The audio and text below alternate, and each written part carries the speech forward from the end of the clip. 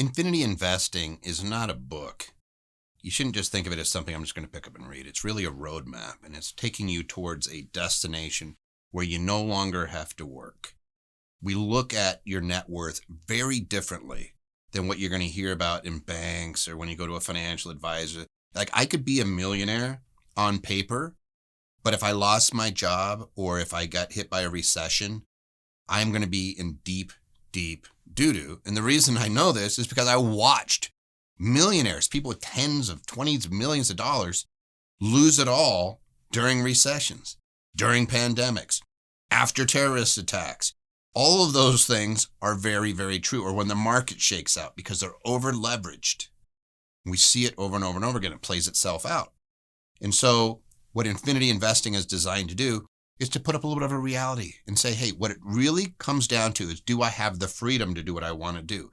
Do I have assets providing me with income so that I don't have to do it all myself?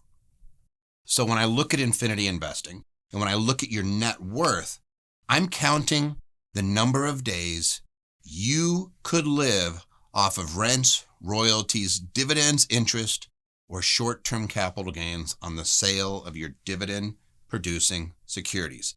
It's very, very specific. And if you heard those terms and you don't think you have any of them, then you are in peril. You're on a flight that could all of a sudden become extremely bumpy. And you think you're headed towards this wonderful destination, and you're going to be taken out of the sky very abruptly. Sometimes, whoosh, and you're going to have a rough landing, and you're going to be someplace you never anticipated being.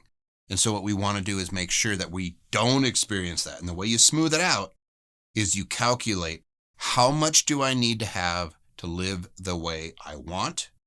And you calculate how much money is coming in from those 5 income sources: rents, royalties, dividends, interest, and short-term capital gains off the sale of dividend-producing securities. We're very specific on this.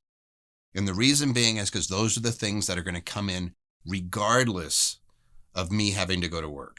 And that way, if I don't want to work, if I lose my job, if something happens, I still have this income coming in.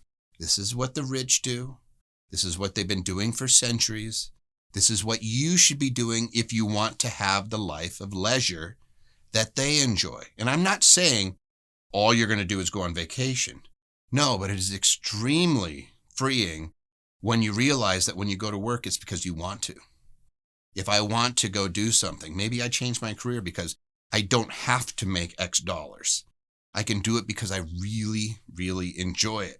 Or I want to go do philanthropic work, or I want to go on a mission. I can do it because it's not going to leave my family destitute, right? I already have the income coming in because I've set up the mechanism to provide that income. And that's what infinity investing is designed to do. It's a mathematical certainty.